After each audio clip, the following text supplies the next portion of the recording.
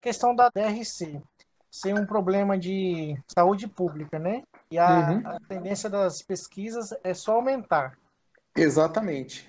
O senhor, como profissional que trabalha diretamente, né, nesta área, qual que é o conselho que o senhor passa para a gente? Cuidar mais da alimentação, fazer exames periódicos? Qual que é a visão do senhor como profissional hoje? Olha, é uma pergunta bastante ampla, né? Dá para responder várias coisas, mas eu acho que a primeira questão são as pessoas lembrarem que elas têm o rim, né?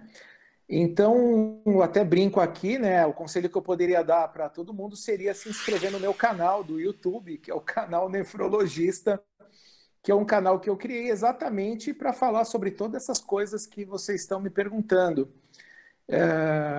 Lembrar que o rim, fazer um paralelo do rim com o coração, nas últimas décadas, né, quando eu entrei na faculdade, era a chamada década do coração, depois teve a década do cérebro, que as pesquisas todas se desenvolveram para esse lado. Eu acho que o cérebro realmente é vamos dizer, seria o principal órgão do corpo, né? Afinal, a gente morre pelo cérebro, a morte encefálica, né?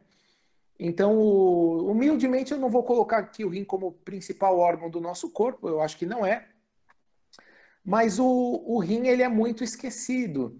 Então, assim como você tem o cardiologista para o coração, que durante essas décadas todas sempre foi lembrado, né?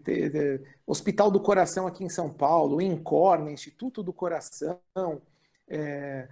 tá na boca do povo. Colesterol, triglicérides, exame de ácido úrico, de glicemia, de eletrocardiograma, ecocardiograma, teste de esteira. Se uma pessoa passa mal, ela fala, eu vou infartar, né? Essas doenças estão no linguajar popular.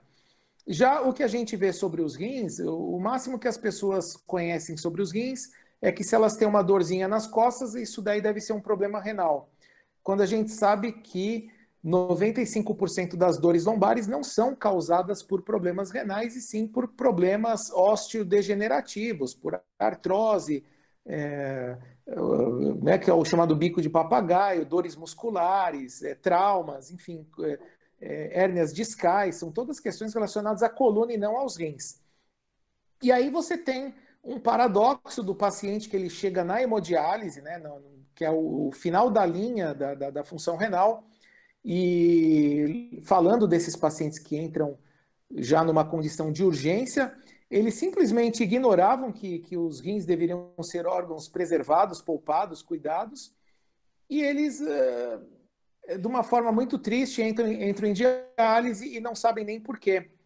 Eu tenho uma experiência de quando eu era residente, né? Quando eu comecei a ver pela primeira vez esses pacientes, eles falavam assim, doutor, mas o que eu poderia ter feito para não ter esse problema? Eu falei, você tinha que ter feito exames preventivos de creatinina, de ureia, de glicemia, de exame de urina, medir a pressão arterial. E aí o paciente falava para mim, mas qual é o especialista que cuida dessa parte de rim? Aí eu falava, esse aqui o mesmo da hemodiálise. Então, até hoje, os pacientes separam que o médico do rim é uma coisa, o da hemodiálise é outra, quando na verdade é a mesma coisa. Agora, o conselho que eu posso dar é que as pessoas que tenham fatores de risco, principalmente as que têm fator de risco, os principais, que é a hipertensão, diabetes, história familiar de doença renal na família, ou ainda que passaram dos 50 anos de idade, que essas pessoas façam minimamente alguns exames preventivos, que é exame de creatinina, um exame simples de urina e medir a pressão arterial.